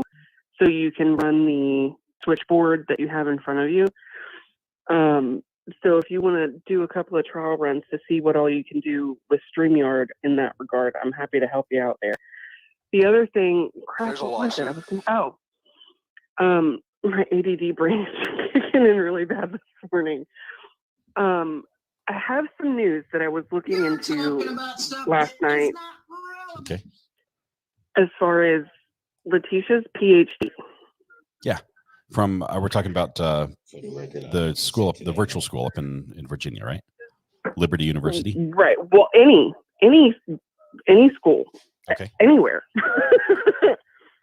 So the IACRC, and you're going to ask me what that stands for, and I've totally blanked. It was enough for me to remember the acronym. But I can send it to you in just a second. The IACRC has no record of any kind of dissertation authored by Letecia, which would mean there is no doctorate. No doctorate. Fascinating. All dissertations, for anybody that doesn't know, all dissertations are submitted to the IACRC and they're published, and many of them can be purchased for, other research projects for other people if they want to use something for, reference sources and what have you. So all dissertations for every doctorate is posted on the IACRC. The International Anti-Corruption Resource Center, according to Adam Nusky. that's Wrong answers only. IACRC. What does it stand for? Yeah, I've heard also that Liberty University typically publishes their list of graduates as well, and no one's been able to find her on the list so far. She might have graduated in the fall or something. You know, so occasionally someone can be missed legitimately on a list. I know that I have a friend who was missed on the high school graduation list, but he did graduate, and so. But yeah, I haven't managed to find what year she supposedly got these degrees, because she's also supposedly got a master's and a bachelor's. The most exciting thing about this channel is down. your kid on Christmas Day feelings when you encounter bucket list type situations. Red Heart from Cali. Thank you, Shy 420 from Cali. That was a bucket list situation, having Dr. G on. And thank you, Vanessa Franklin, as well. So, yeah, so maybe no doctorate. Maybe no master's. Yeah, I don't know if she's got an associate's or bachelor's or anything. I don't know either. And if I can manage to narrow down a year that she supposedly obtained these degrees, I could potentially have better luck with finding the degree proof or lack thereof from any institution, not just Liberty. Yeah. I did manage to find in both South Carolina and Colorado her teaching certifications, which I've also posted over in Discord. Nice. Awesome. Good work. So when you say document hound, I'm guilty. It's an appropriate name for you. Deanna Fisher says, Recovered, I truly love your channel with a lot of emojis. Thank you so much, Deanna. Appreciate that. I would not be surprised if her collegiate experience has been exaggerated a little bit. Yeah, I mean, and I wouldn't even put it past her to have started something but never have finished it and claiming the completion. You know what I mean? Mm-hmm. Like, I started this program, but in reality, she never finished it. But because she started it, she's now this. I would go so far as to say maybe she started, or maybe she researched the program and now claims that she did. Much like her flight attendant experience, that she saw an advertisement online for a flight attendant job and thus had one. So I think she might have really stretched the truth there. I'd be surprised if she's got half her credits and just didn't finish it up. Right. That's kind of the thought process I've had, is that she started something, but she never finished it, whether it be just the research into something for a program or whether she actually started the program. But I haven't even been able to really find an enrollment anywhere. But again, I've trying to narrow it down to a year to be able to really look. The difficulty is you have so many names to search for, right? You've got little Letecia, you've got Maria, you've got all the different names that it possibly could be under. She could have done all of them at the same time under different names. She's got that ability, but she's like Sarah Boone. She excels at everything she does. So and her hospitalization for being a decent human being, right? That she drew a low score on that one. Right. Alrighty. I will stop taking up so much time and get back to my mod duties on chat. All right. But I figured I'd kind of pipe in and share the news about her education stuff I found. And if anybody finds something as far as leads on what time frame she got these degrees, send it my way over on Discord or Facebook, or Twitter. I'm on all three. Yep. And I'll see if I can't narrow it down even more. But so far, I've had no dice. I've heard the only way you can really get a school to verify a graduate is for a job interview. And I wouldn't want anyone to actually go out there and pretend to be somebody they're not and try to conduct that sort of request. Don't do that. Please don't call Liberty. Please don't call Liberty University and say you're interviewing Letecia Stauch for they've had that a job position already. Because I'm pretty sure they know what's going on. Yeah. At this point. Ashlyn says, Recovered, I found an article that claims 2019 is a graduation date. Ashlyn, either send it to the burner phone or over on Facebook or on Discord. We'd love to see that, to see if we can chase it down, maybe see where the source was. I'm not above, calling a reporter to say, hey, where's your source on this? How do you know? I'm not above calling people either. So, yeah. You'll even call the lawyer. Maybe she did her PhD while hanging out with the 96 Olympic gymnasts. Yes, in the balance beam in her trailer. That's what it was. Can I just ask you something? Yeah. Real quick. Go for it. Did you have Larry Nassar on your bingo card yesterday? I did not. You did not. Okay. No. I was waiting for Larry Nassar to come up. I did have from Tupac, her, but not Larry. Oh man. How can I get the emoji? Says Grace. The emojis are there. You're in green, so you have access to the emojis. Maybe somebody in green can help you find the emojis. All right, Amber, thank you very much. I appreciate you. Thanks for calling in. Not a problem. We'll happy to help. We'll be talking again soon, I know. Absolutely. I'll see you in chat. Okay, cool. Bye. All right. Any questions? This is all we had on the schedule today. Obviously, we don't have court today, so we have a day off. What are you guys going to do? What are you guys going to do on your day off? I was going to pour cement. We were going to have the cement truck here in 40 minutes, but it's still raining outside, and it might continue to do that for some time. So not going to pour cement in the rain. I guess it doesn't work very well there, but excited to be almost ready to pour cement. And you saw the video yesterday. We cut a hole for all our windows. We have all our windows cut in the building. We have all the doors at least framed out. So we're getting close to having something. Ashlyn, thank you. I see that coming in on the burner. Let's see. Looks like a LinkedIn on Letecia. Let's see what we got here.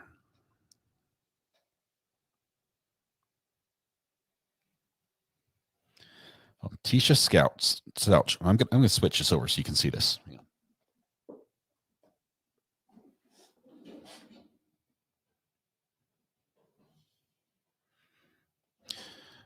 Okay. Trying not to show anything other than what we want to show right here. So let's take camera 6 really quickly. Okay, so Letecia Stauch, higher education, school district 49, Greater Colorado Springs area, 49 connections. She's a passionate educator, dedicated researcher, curriculum specialist, education specialist, future ed D, class of 2019.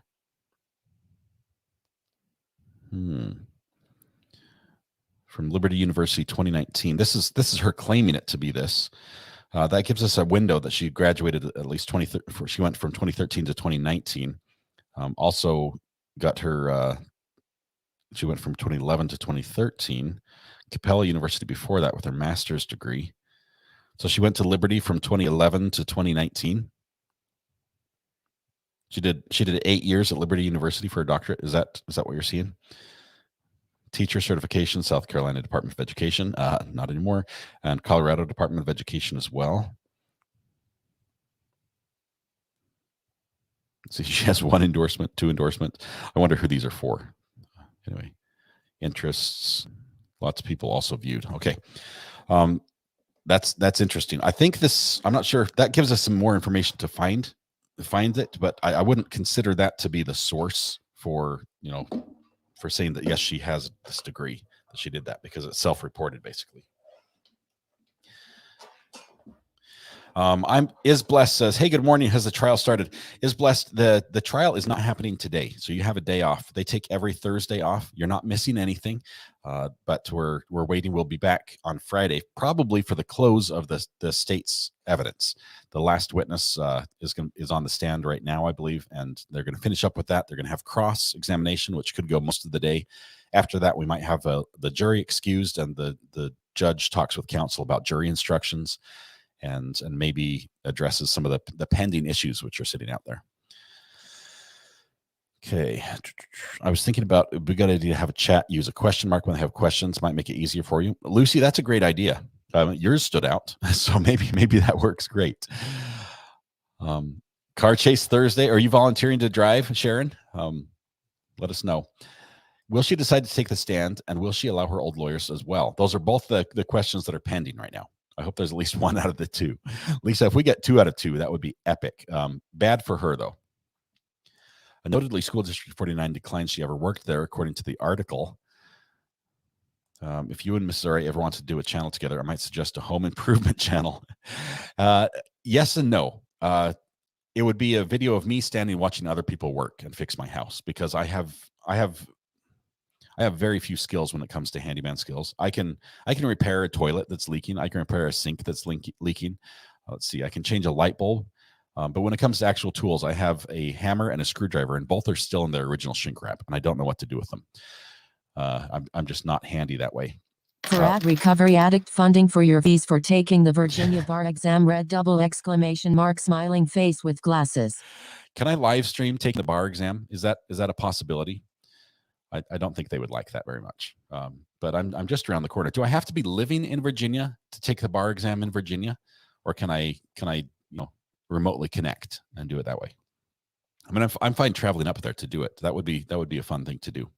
Are we doing a poll on how long the jury will be out? Mrs. H, we've sort of been running that poll for a little while, all throughout chat, as people have commented on it. We typically have agreed that it would be sometime between 3 and 7 minutes, just because that's how long it takes to fill out the paperwork.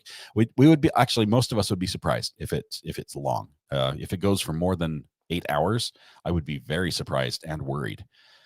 But see, you could live stream the bar exam, but then you'd be disqualified. You get one shot, and I would never be able to do it again. What if I just kept really good mental notes and then shared my experience after the fact? Does that also ban me? I need to know these rules, Matthew, before I limit my future career paths in such drastic ways.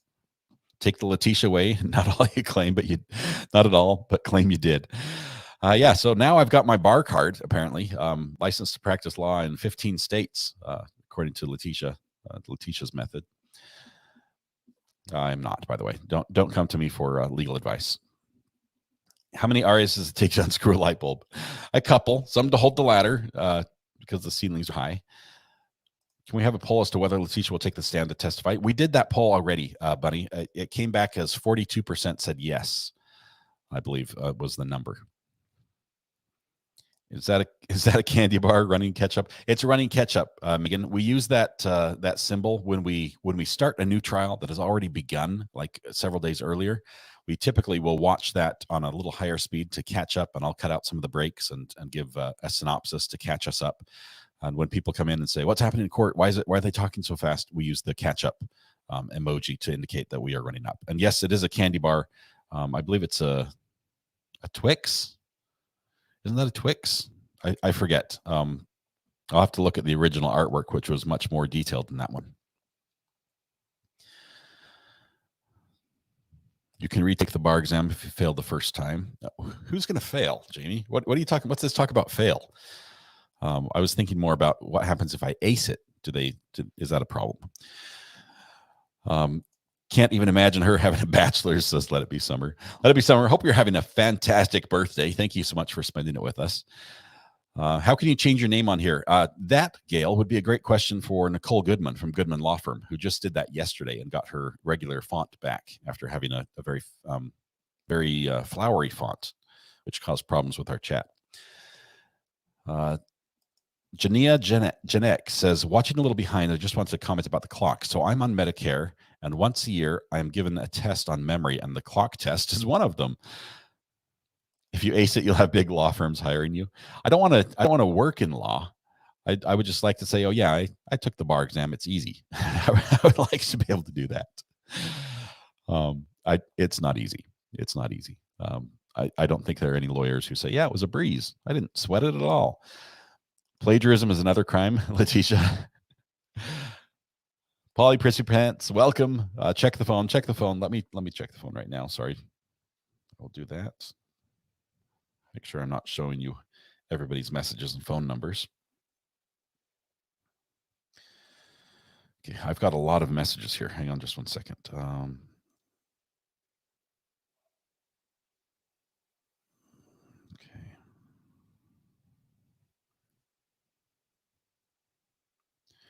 I've got a message here that talks about religion on the channel.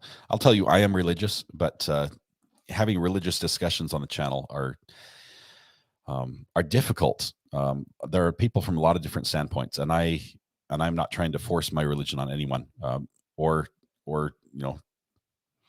I'm approaching it similar to I don't know. I'm already getting into a gray area. I will say my belief system, my underlying belief system has a big impact on what I am and who I am and how I act.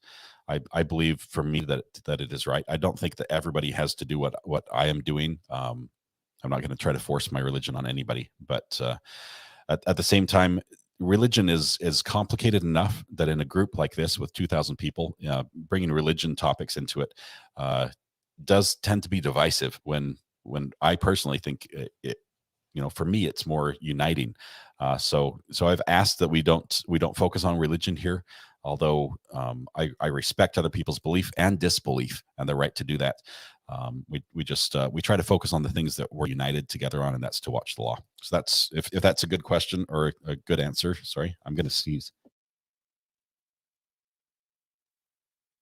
That one just came out of nowhere. The sneeze just crept up on me. I was looking for your colored mug. Is it on eBay? Look at your channel. Saw the ski mugs. Michelle, yes, the mug. If you want the mug on eBay, you have to type !mug in chat, and it will put the link up. It's only available on eBay right now. But that's it. Okay. Any other questions? Let's see. Was that the question, Polyperspants, that one you had? Let's see. I don't think that was your question. I think that was someone else's question. Oh, I've got my do not disturb on, so the messages aren't coming in. That's why it's not working. Give me just a minute here. This one is Polly. Okay. Wait for it. Ooh, Polly. We need to talk. You're talking. You sent some images of a coin. I am in the works. I'm in the works talking about getting a coin made for the channel. A challenge coin. They're usually about a 2.5 inch challenge coin, suitable for setting up on a little stand on your desk. We want one for the channel, a Recover Addict channel, and we want it to be good looking and something that you would be proud to display, and also something that's a little bit fun. So you've sent me a couple designs. I will say that I think I want to do an enameled coin, so it has color on it, and yeah, we'll go from there. I might have to talk to you about that. I was on a call with somebody last night about pursuing this. Wars are fought over religion. Yeah, they definitely are. Who's wearing red and black to court tomorrow? Says Aaron. We do have some addicts that will be in court tomorrow. Super excited about that. The sneeze was God enforcing your belief, says Sandra. Maybe so. I don't think that LS will take the stand. She has hated every time that she's been cornered and had to answer questions. Her body language has shown that she does not want to be there. She has hated that. Under her own terms, if she controls everything, much like more like the news interview, yes, I would say yes. If she could say, okay, I'll testify, but here's what I will say and here's what I won't, and you can't ask these questions, she would be up there in a heartbeat. And anyone would, any defendant, if they could limit the questions to that. But where she is just at the mercy of whatever questions come at her, I don't think she will. I don't think she would even dream of it. But I have been wrong before. Kathy Davidson says, Ari, is the direct link to merchandise on YouTube? I'm having a hard time finding. Yes, if you type !mug in chat, it will go to the 2 items we have on YouTube. The only 2 we have are the mouse pad, the Recover Addict mouse pad, and the mug. The mug is this one right here, the True Crime Addict mug. We've got it in 5 colors on YouTube. As soon as I can find a source that has the 5 colors, and I want it to be a good size mug as well, like this 15.2 ounce mug. As soon as I can find a source that will let me have it on the YouTube channel in the store section, I'll bring it over there. But I have not been able to find it yet. Megan says, I've been wrong before too, twice. Megan, wow, 2 times. Shame. Did you not learn the first time? That's awesome. Where would the prosecution even start? Ivan, your comment got cut off here. We'll wait for the other half of it. Her arrogance during that interview was disgusting. Very telling that she had her back turned. glad Dr. G has a great video on that. If you can watch the entire thing like frame by frame, and he'll call out moments, and as soon as the question is asked and she like steps out of frame, she steps back from something. His analysis there was spot on. Highly recommend that one. Enameled coin would definitely be better and more fun when working with pickles and fun fonts. Yes, I agree. I definitely agree. And I don't know how many coins to make, honestly. Coins are expensive because you have to buy the die first, and then like the first batch is really expensive and second batches are cheaper. I don't know if 300 coins would be enough. I don't want to have like spare coins coming out my ears, around the house here that nobody wants, but we'll have to see. I was kicked back, taking it easy. Where would protection even start if LS took the stand? Ivan, call me on this one. If you have a minute. I'm not sure what you're asking here, but I'm curious. If you've got a minute to call, I'd love to answer that one. And if you don't have a minute, other people who have questions that I'm missing in chat, feel free to call me as well. I'm trying to answer those. Do you even have water in your mug and then blow it up and then blow on it before you sip? AJ.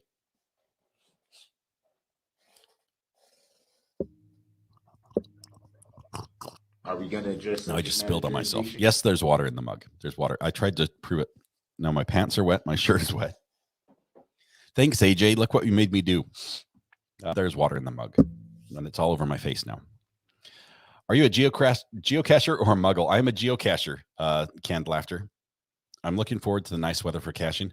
Canned Laughter, I have one of the oldest geocaches in Utah, placed in 2001. And it's still up there, which I feel bad about because I have not checked it in the last couple of years, but it still has people logging entries and trading things. It's a ammo box up the canyon east of Centerville. It's up Dual Creek Canyon, high in the canyon.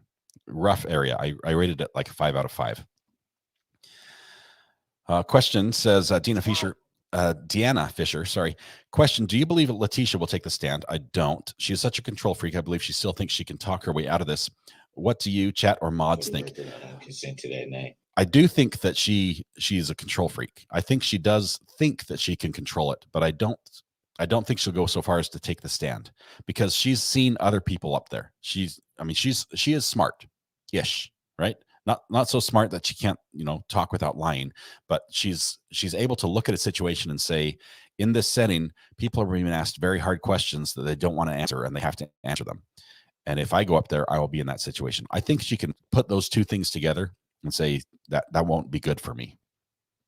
Do you like video games? Do you take pre-orders? That seems too complicated for me, Sir Beezy. I think I'll just go ahead and order them, and if I have to, give out Recovery Addict challenge coins on Halloween to all the kids who come by the house, then I'll just do that route. If you guys don't have an interest in them. Yesterday, Letecia talked about red and black triggering her. Al had a bright red shirt on yesterday. That was classic. KT, I loved it. It was brilliantly bright, not just like a maroon shirt. It was eye-catching. Charmaine, we did see that Jerry Springer passed away. Love him or hate him, he was a force to be reckoned with on television. A little bit of a trendsetter as well. Went areas other people did not. You got to have respect for people who take chances that way. I saw somebody say good morning from Arizona again. Who was that? Horse go unbeaten. Kiki and Rob. Welcome, Kiki and Rob. Good to have both of you here, as I see you've got in your profile picture. I think Ivan meant, where would the prosecution even start with Letecia? Let's see. Yes, you usually have to purchase the die, then that becomes yours for future prints, but the die can run a pretty penny. Yeah, I agree, but I think it works with the Recovery Addicts theme. I think the coin would be a natural item that I want an item that is nice, has value, and is durable. I also, one of the reasons I want to do this is I want to recognize my mods and send them something that's just a way of thanking them for that. So I'd like all them to receive a free coin. What other parts in the world I need to send that to, I'll do that. Let's see. Oh, where would the prosecution start if she testified? Ivan, thank you for that. Great question.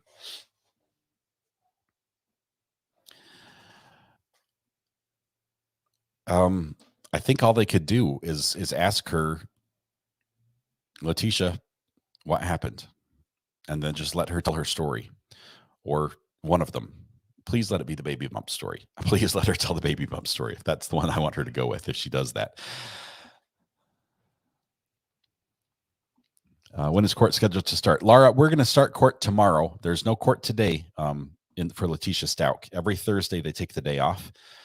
That's why we instead we brought Dr. G on this morning. So if you missed that, we have Dr. G, who is a clinical psychologist and behavioral analyst, and just had a great. We talked for I think over an hour with him. It was incredible. Just the most generous guy. You realize he is an expert witness. He's the guy that charges $800 an hour to talk, and he was willing to come on the show for free. I will definitely send him a mug as well as a thank you, and hopefully we'll be able to connect again in the future when I'm not so nervous. Carolyn, thank you for the kind words. Appreciate you being here. I think what we need to do. Sorry, AJ says, haha, I meant to blow on it like it's hot liquid because it's a mug when it's just cold water. Haha, I laughed so hard. Yeah, I just have cold water in there. Occasionally, Mrs. RA will make me some Stevens hot cocoa, but not today. Education doctor. Okay, I missed that on the text previously. That's what I meant, Ed D. What I think we should do is give ourselves a day off. Like Dr. G was talking about, sometimes it's good for us to step back from things that are very heavy emotionally. For those of us that are following both this case as well as the Lori Vallow case, it's been a lot of heavy testimony almost consistently for the past couple of weeks. Just the Lori Vallow's case, there's a lot of autopsy information, photographs that were described last night, very difficult to listen to. If something like that has made it difficult for you, if you feel your anxiety building as you're listening to that, I think today would be a good day to take a break, to step back and just say, let me go outside for a few minutes and just breathe the air and look at the flowers that are coming up or the snow melting, depending on the part of the world you're in, and just reset a little bit, because we're going to be back tomorrow. We will have an exciting start to the day as well. Just getting going and catching up with everybody. We'll probably sing for somebody's birthday as well. That might be a daily thing now. Still vote enameled pickles. Let's see. Please sing happy birthday to Matthew Harris, mini me. Matthew Harris? Hang on. Please sing happy birthday to Matthew Harris, mini me. Debbie, tell me I didn't know it was Matthew's birthday, first of all. Awesome. Dr. G is a stud. You know that? He just wrote like a thank you letter. What an awesome guy. Thank you so much, Dr. G. And I will be in touch with you very shortly. I take walks on the beach if it's raining. Thanks for all you do. Sandy OBX, if you are on the OBX or near the North Carolina beaches, I am jealous. First of all, I'm a couple hours away from you, but I go there frequently. Not enough, though. I am looking at options to take the show on the road so that we can come to you from different locations. Maybe soon. It would be fun. Maybe from OBX. Okay. Oh, okay. Matthew Harris, my son and video producer editor, turned 21 today. Happy birthday to Matthew Harris's son and video editor and producer. This morning, my wife and I, as we get up in the morning, we talk. We talk a lot in the morning, and one of the things we talked about was one of Matthew Harris's videos where he was naming all the states that you said. All the states where it's legal to or not legal to record somebody on a phone conversation. One party consent was what it was. And he goes through this entire list of states, and it's like half of them. And he's like, whoo, first try type thing. There's like a little moment in the middle of it that the editor, your son, left in. Hilarious video. Shows a side of Matthew that's just that you just want to give a big hug to. The guy is hilarious. He's fun. He's entertaining. If you haven't followed Matthew Harris's channel, you're missing out. And happy birthday to your son from me, Matthew. He does a great job for you. You should be proud. Okay, I think that's it.